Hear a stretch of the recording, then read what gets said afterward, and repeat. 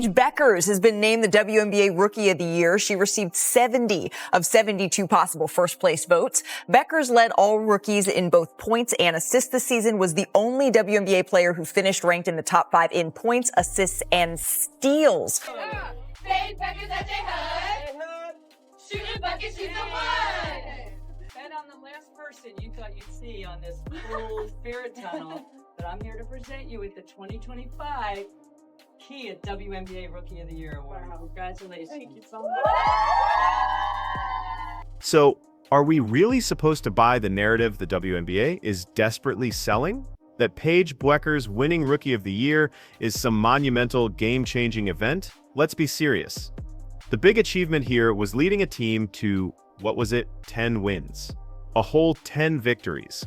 And Commissioner Engelbert is orchestrating a media tour like she's just crowned royalty. Is anyone actually falling for this, or is this just another case of mandatory applause? The news that you are WNBA Rookie of the Year, Paige Bueckers. My goodness, she'd be checking some of them boxes. She checked some of them boxes. By the way, it was not ununanimous. It was not. Sonia Cintron actually got some votes, and we'll look at that in a second. Well, let's look at it now. Hell, why not? Let's look at it now. Right here, Paige Bueckers wins Rookie of the Year. Sonia Cintron got 2 votes. Let's rewind to the inconvenient more truth than that. Named Caitlin Clark. A year ago, she stepped into this league, single-handedly revived the Indiana Fever, and hauled them into the playoffs. The playoffs. A franchise that was a perennial lottery team suddenly mattered, and the one variable was Clark. She wasn't just the Rookie of the Year, she was the economic stimulus package for the entire WNBA. So, how did the league reward its savior? But that's not really the story here. The story is the difference in how the WNBA has decided to deliver this news and present this versus the fact that I don't remember them doing much of anything for Caitlin Clark. With a phone call. Not a ceremony, not a press release with any fanfare, not a stage surrounded by cameras, just a quick ring. Hey Caitlin, you won, grats, talk soon. Click. That was the extent of the celebration. No daytime TV surprise, no manufactured emotional moment, no commissioner posing with a trophy for a photo op, just a dial tone for the player who had just redefined the league's relevance. Whoopi Engelbert made a very special trip to the Jennifer Hudson show to surprise Paige Bueckers with the Rookie of the Year award. This was a super adorable moment. I love this for Paige, very happy for her. And I want to preface this video by saying this is the way that these things should be done, and I don't want to take anything away from Paige in her moment. I only bring this up because last year, this is how Caitlin found out that she was Rookie of the Year. Via a call on speakerphone where Kathy asks, "Is the whole team here, and is Caitlin Clark in the room?" Not even a FaceTime. Here's the video. Congratulations, Caitlin. You are the 2024 Kia WNBA Rookie of the Year. On top of that, the WNBA had already leaked the news that Caitlin was going to get Rookie of the Year just a few days before that. Now, flash forward, Paige Bueckers arrives. 10 wins, no playoff sniff, no franchise resurrection, no seismic shift in attendance or ratings. Yet for her, Engelbert breaks out the full red carpet treatment. Suddenly, it's a primetime production. Social media is flooded, daytime talk shows are booked, and Paige is being presented as the heir apparent to the WNBA throne. Caitlin Clark, the Indiana Fever, made the WNBA playoffs last year, correct? Am I going crazy? Now look, that would have had to have been a result of Caitlin Clark joining the team, because I'm almost certain Aaliyah Boston and Kelsey Mitchell were on the team prior to that. So they made the playoffs last year. Paige Bueckers won exactly how many games this year? Did she win 10 games? I think she won 10 games this year. And the fans, they absolutely noticed. The backlash was immediate and fierce across every social media platform. The message was clear. 10 wins gets you a TV special, but dragging a dead franchise to the postseason gets you a phone call. The math doesn't add up. But this isn't about math, it's about politics. This is where the league's hypocrisy becomes blindingly obvious. Paige fits the mold. She's the image the front office wants to project. The decision isn't based on impact. It's based on a pre-approved narrative. They're building a brand, and they've chosen their preferred ambassador. And Caitlin Clark? She doesn't fit neatly into their box. She doesn't play the political game. She doesn't owe her allegiance to the league's talking points. Worst of all, her popularity resonates with demographics the league brass seems uncomfortable with. So the strategy becomes clear. Diminish her achievements, even as she carries the league on her back. Let's be clear about Paige for a moment. She's a talented player. This isn't about her ability. She has a bright future and could become a legitimate star. But Rookie of the Year for a 10-win season is an incredibly low bar. Typically, such an award is tied to tangible impact. Did the player elevate their team? Did they change the trajectory of the franchise? Did they make a difference in the standings? For Paige, the answer is no. Yet here we are, celebrating mediocrity as if it were greatness. And the delivery itself was just embarrassing. The Jennifer Hudson show, with all due respect, was that supposed to be the grand stage? It felt like a desperate, low-budget PR move. The WNBA grabbed the first available daytime slot they could find. But hey, at least it was something. Caitlin Clark never even got that. She was never given that live, televised moment. She never got the ceremonial handshake from Engelbert. She was never propped up as the face of the league, even though, for all intents and purposes, she already was. Let's not forget, Clark is now in her second season and is still the primary driver of the league's business. She's the one selling out arenas, shattering broadcast records, and drawing massive crowds of new fans. Meanwhile, Paige is being coronated after a forgettable season. If that doesn't reek of blatant favoritism, what does? And it's reached a point where fans are widely calling Engelbert the worst commissioner in professional sports. At this stage, it's difficult to argue with them. She makes Roger Goodell look like a beloved statesman.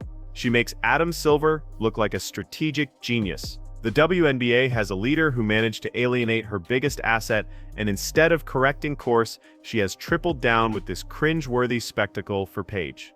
Some will argue, oh, but Paige is marketable, she's the future. Fine, but you don't build up one player by tearing another one down. That's not how you grow a league. The NBA didn't try to bury Magic Johnson to make room for Larry Bird. They didn't sideline Michael Jordan to promote Shaquille O'Neal.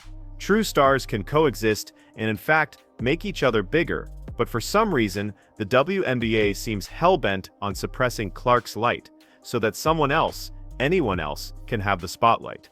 It's petty, transparent, and a slap in the face to anyone paying attention. The ultimate irony. It keeps backfiring. Every time the league office tries to sideline or diminish Caitlin Clark, her fan base grows more passionate and vocal. They expose the hypocrisy, they rally to her defense, and the dominant story becomes even more entrenched. The WNBA doesn't appreciate its biggest star. That narrative makes Engelbert look not just biased, but utterly incompetent. Let's just lay it all out. If Paige Bueckers' 10-win season merits a daytime TV party with balloons and a commissioner's photo op, what did Caitlin Clark deserve last year? A key to the city? A parade through downtown Indianapolis? A 24-hour ESPN special dedicated to her season? Because based on actual basketball achievements, Clark's rookie year was light years ahead of Paige's. She took a completely irrelevant franchise and made them a playoff contender. That's not an opinion, it's an objective fact. Before Clark, the Indiana Fever were an afterthought. With Clark, they were must-see TV, playing in sold-out arenas and earning a playoff spot. Yet for all that, she got a phone call. Now, a year later, a rookie with a losing record gets... So it's the confetti treatment. This is nothing more than brand management disguised as an award. Paige fits the corporate checklist, and Clark doesn't. It is that simple, and the fans see right through it, which is why social media exploded. People were posting side-by-side comparisons. Clark got a phone call. Paige gets a talk show. Clark made the playoffs. Paige won 10 games. Clark broke every rating record. Paige broke nothing. The league seems to think its audience is stupid. They are not. This problem is bigger than one award. It's a pattern of the league consistently failing to support its most valuable player. Caitlin Clark is the best thing to happen to the WNBA in its entire history. She's the reason for new media deals, sold-out venues in every city, and merchandise flying off the shelves. And the league's response? Indifference. Indifference. A cold shoulder. Silence when she's getting physically targeted on the court night after night. Remember last season's brutal welcome? The cheap shots? The uncalled fouls? Engelbert never once stepped up to protect her biggest star. Not a single statement. Yet, for a 10-win season, she's all smiles on national television. The double standard is insulting. And here's the most absurd part. This whole charade doesn't even help Paige, it just attaches a permanent asterisk to her award. The conversation isn't about her talent, it's about the controversy. It looks completely forced, turning her into a prop for Engelbert's agenda. She didn't deserve that, but it's the position the league put her in. Instead of celebrating her accomplishment, the narrative is now entirely about the injustice done to Clark. That is 100% on the league. And can we talk about the cringe factor? A daytime talk show? Is that the pinnacle of sports recognition? The NBA presents its awards with a sense of prestige and history. The WNBA's version looked like a cheap gimmick.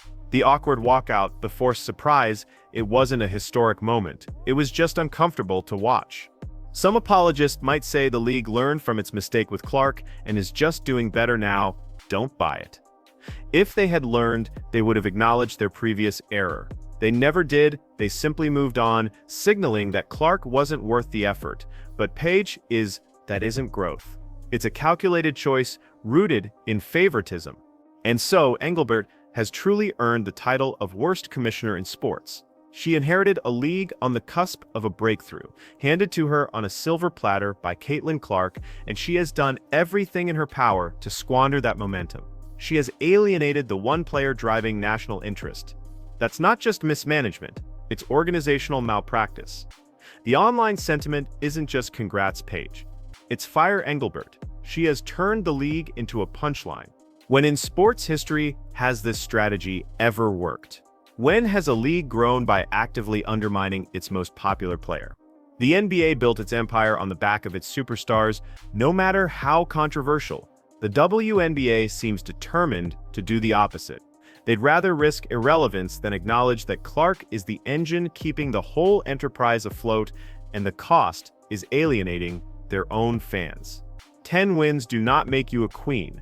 A 10-win season earns you a nice job. Keep working.